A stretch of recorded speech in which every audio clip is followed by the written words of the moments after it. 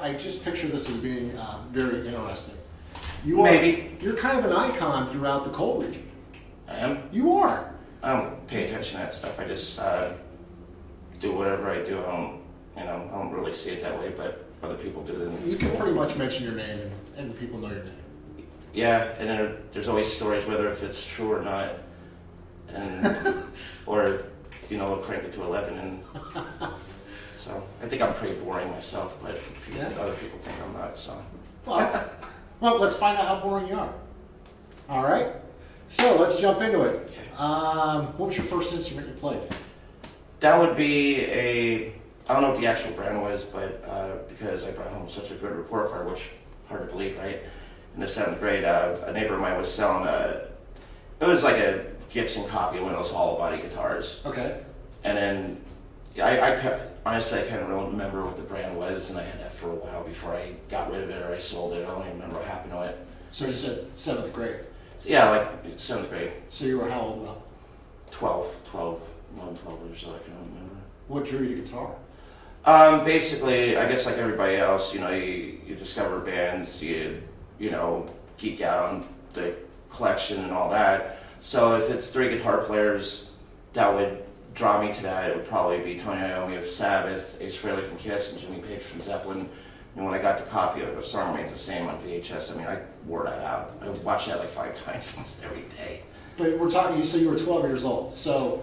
I was 12 years old when I got my first guitar, but then being interested in music, that was like all my life. I couldn't even tell you those bands.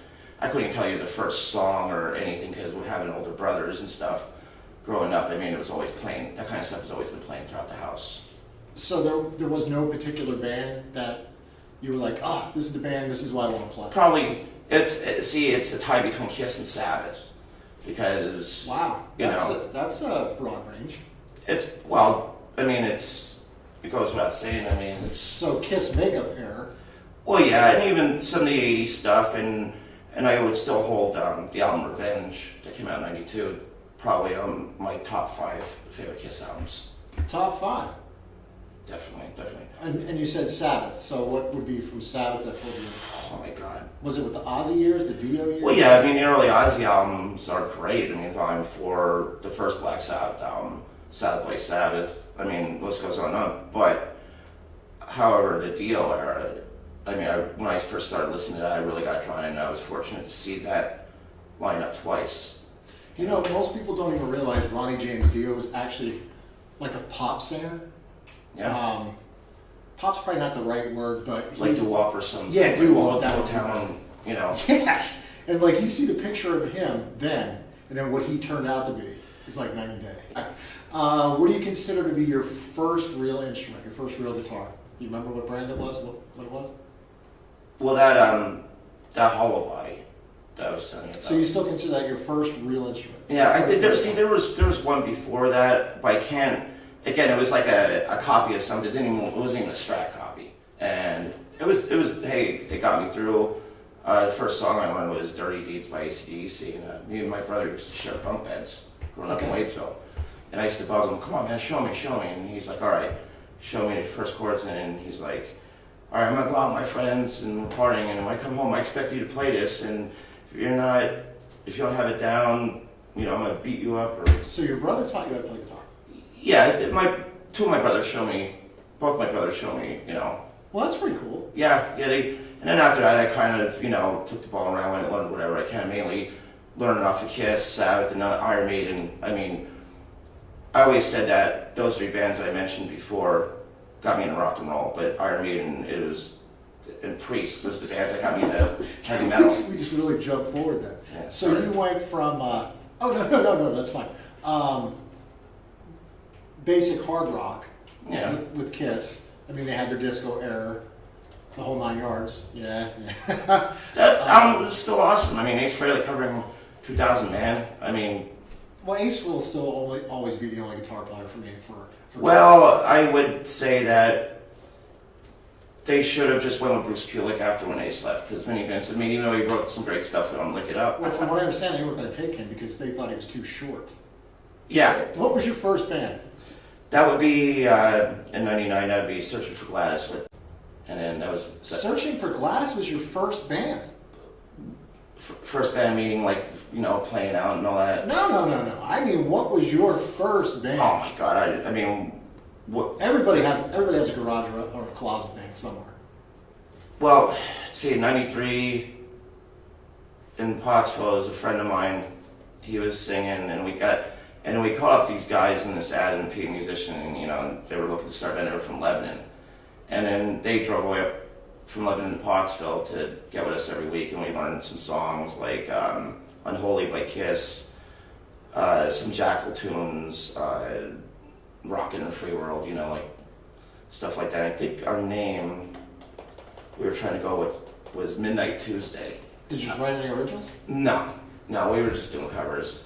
Well, in the one band I played guitar in, Social Coma, which we're getting, we cover "Fuck Like a Beast." Yeah. It goes over really good. People sing. Hey. I remember I bought the Picture Head disc. That was on one side. I can't remember what the song was on the other. But actually, my buddy Ray Weiland has records with Ray, and or Tiki with Ray, and we got to talking about that. And it was, how did you used to buy your music? Mm-hmm. Like Musical Memories, that was always a good spot to discover. That's how I discovered the Misfits and Sam Hain. You know. What's his name owns that? Own that? Ritzko. Mike Ritzko. Mike. Yeah, Mike Ritzko. And that used to be like my favorite place. Like I used to go there all the time. Well, I used to hate when my older sister would come by. She goes, "You want to go up to the mall?" Because she spent 2 hours in Fashion Bug or whatever, or Deb. But I've been like, wait a second, Musical Memories is there, so if I have to put up with her crap, you know. Yeah. You know who's sucked all the money out of me? Lou Ferrari.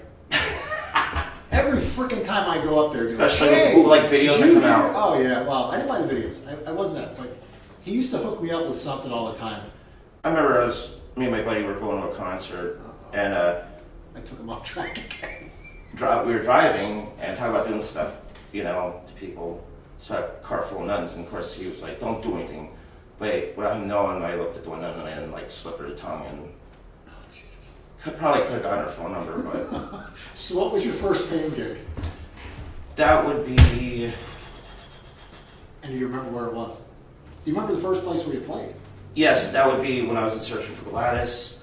We opened up for All Star, the Blue Mountain Lakes, Ed Burke, Jeff Soliday, Jason Noor, and I know that they had, Jim Munster joined them when they were All Star, but I think, and Craig Krasnowski was the vocalist. Oh, okay. And, didn't he eventually sing with you in Adrenaline? Well, no, that was the first incarnation of Adrenaline, which was Mike Sterner, your brother Lee Grimes. My brother. Hey Lee. And Chris Malick. Yeah. And they always had like revolved or other second guitar players, but then they figured out they didn't need him, so Mike was really good guitar player. So, I haven't asked this question before. Do you collect anything? Do you have any hobbies that people wouldn't expect you outside of music? Hobbies, other than the music thing, that's where the boring part comes. I mean, as far as hobbies go, maybe collecting, if I see like an old horror movie from anywhere from like the early 60s to like, 70s horror movies, maybe I've been looking for or something like that. I mean, there's at one point I was into collecting mannequin heads from whoever, if I, female friends that would go to beauty school or whatever, I'm like, when you're done, give them to me. Is this for real? Yeah. I mean, it wasn't like I had a whole closet full of them. You don't have like a mannequin fashion, do you? No. Like, I'm like, if we were walking down the mall, I don't have to be seeing you like, you're like, yo. No. And what exactly would you do with the mannequin heads? Well, I mean, I think that when I was in Uppercut, like with Al Ragazinski and Lee and Chris Malick, I think there was a show or two I would have them propped up, maybe 2 or 3 of them propped up, along just the heads? Yeah. No bodies? Nah, because it's just, I don't know, too much work. Did you dress them up? No. Well, the one I did. So they're just. No, wait, I'm wrong. At one point, I did get like makeup where I would put like Alice Cooper makeup on one, like the iconic one, and on the other one, I did that one. Remember, he had the makeup like the Baby Jane with the. You remember that movie? No. No. You know whatever happened to Baby Jane? No. With Joan Crawford. No. Now we got past the whole mannequin heads. Yeah, I mean, it's no big deal. I mean, I heard worse. Wow, I'm gonna be editing. I mean, that, you know, like I said, I'm somewhat of a movie buff, you know, just comedies and horrors, you know, I mean. So we now know that you had your first guitar. We don't really know the name. We just know it was a hollow body. Yeah, I'm just being Do you honest. still have it? No, I think I sold that. That didn't last long in the collection. No. So all right, let's move this up. So you would eventually go on to playing with Uppercut. Yes. After Uppercut was who? After Uppercut, then I was in the band with Frank Klein from St. Clair in a band called Overburn. We were just doing a bunch of covers, gigged out with them, and then I joined from Lebanon. I joined a band called Silent Shall Pass. And I was with them for quite a few years, and then that's when I joined Adrenaline. I was bouncing around between two bands, and then The other band was a heavy band, right? yeah, it was metal. It was like in the vein of like old school thrash metal meets bands like Lamb of God and Shadows Fall and Killswitch Engage, like mixing those two styles up. Well, that's a heck of a mix between that and Adrenaline. So you are actually playing multiple instruments now. Right now, like I play bass in one band and guitar in the other. Okay, so let's bring you up to we'll get you up to date here, and then we'll get you out of here because you have a party to go to. You got to maybe take the mannequin heads with you. So, I don't have them anymore. Maybe, if anybody out there has any mannequin heads, maybe you have the rest of the body for them. We can get them to drop them off. Especially the ones with the fake breasts. Oh Jesus! So what bands are you in now? You're playing bass in Fatal Aggression, which you have at your store CDs for sale. I do. They're actually right over there at the counter. We have sold several. Yeah, going like hotcakes. And then me and the drummer from that band, we have a cover band going on called Social Coma, which I play guitar in. And the covers that are involved in like the hardcore punk stuff like MOD, Discharge, X, Misfits, Sex Pistols, Ramones, Black Flag. And then we also have a good selection of 80s stuff like Motley Crue, Iron Maiden, Twisted Sister, Motorhead. We do like to play stuff that we kind of like grew up on and, you know, have fun doing it, you know. Cool. So Fatal Aggression, you're currently going to be auditioning singers, right? That's true. That's a definite. That's not. Yeah. That's not like a secret or something. No. The news got out last week. My John, the singer, just left. He posted something. So yeah, we want to wait till after the Chameleon show and you know Get that out of the way. get it out of the way and. So they're auditioning. Yeah. Fatal Aggression. Been around what, over 20 years? Yeah, I think it's more pushing 30. Yeah. Wow. You know. I actually do have some music from that because I have the disc here. So maybe I can mix a little bit of that in. There you go. So people can check that out. It reminds me of old Anthrax. Yeah.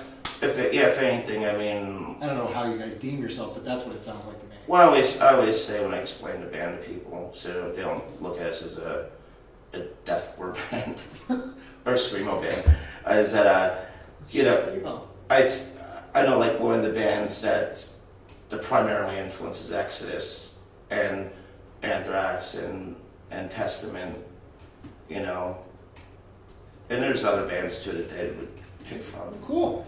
Hey, anyway, we're gonna wrap this up because I know you want to go to your nephew's party, Yeah. graduation party. I almost said birthday party. How about the next episode? We'll do like a sleepover, or like make s'mores. You are never gonna sleep in my house. You know, we'll watch High School the Musical No. and no, fuck, not High School Musical. Maybe Cheech and Chong's Up in Smoke and next movie. Those are the first. Smoke. Hey, anyway, Mr. Jason Corby, make sure you check out his bands Fatal Aggression and Social Coma when they're in your area. And thanks for coming on into the mix. Thank you, sir. Thank you. This guy knows his stuff.